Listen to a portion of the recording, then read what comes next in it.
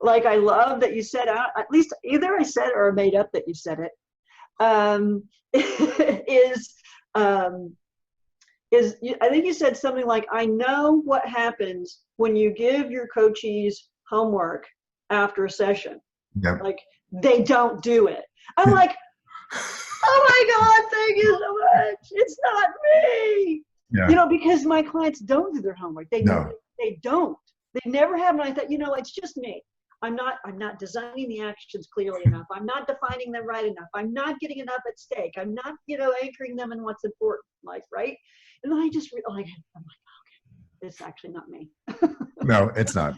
So can you talk about like how narrative coaching kind of works with that dynamic? Yeah. So one of the underpinning principles, authors, I guess, of narrative coaching is Paulo Freire, who wrote a lot in the 70s and 80s about pedagogies.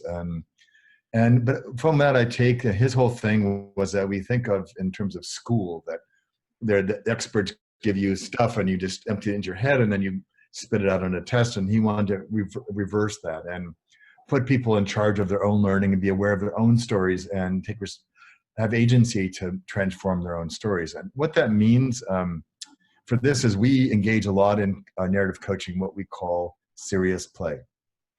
We play with serious issues. And what we find is that it really opens people up. We don't take it lightheartedly, or we don't make fun of serious issues, but we realize that they have often a very rigid or contained view of how, oh, this is so hard, or I can't ever do this, or I've always been told that's true about me, but I don't know what to do about that. And it all begins so much. And who would want to start on that journey, right?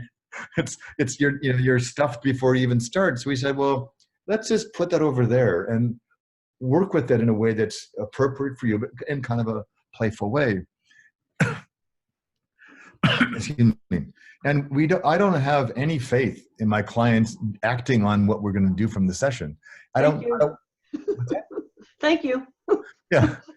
I support, and some do, but I don't want to have that be the weak link in my coaching. I don't want to have had an amazing hour with a client and then have this prayer that somehow they're going to go magically transform, because they're going to run into all kinds of headwinds of competing narratives and demands and distractions. And so I thought, and I remember I had a breakthrough years ago with a client who consistently had not done what he said he was going to do.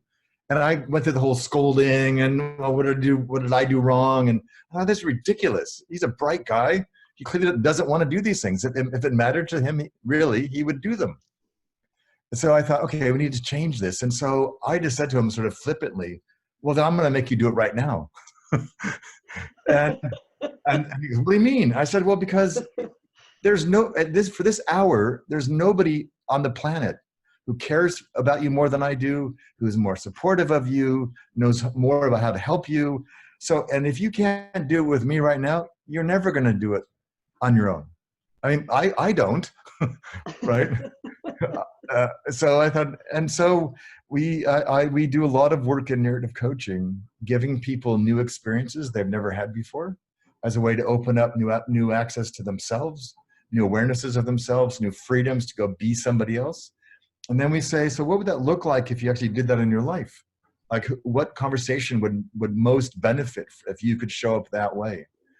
And so, and we want to give people the taste of being successful. So, like, for example, when I used to do a lot of coaching with in a big four firm, all these men, particularly, really struggled around team development, team vulnerability, all that coaching. And so I said, there's too much pressure for them to practice at work first. So I said, let's practice now. Talk to me. Like, what was the hardest day of your life? Or we talk about our dads, or I want to give them, I can do this. And then who else in your life would you like to go talk to?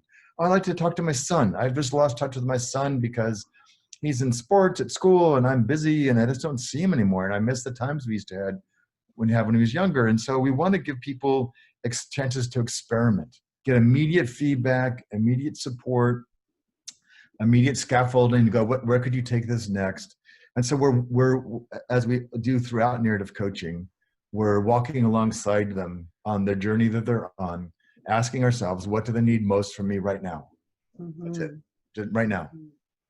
And then we sort of help them every now and then to kind of pull out, look at the segment of the journey they've just finished, celebrate that, and say, and anchor that, and say, now what? What's next for you? Yeah.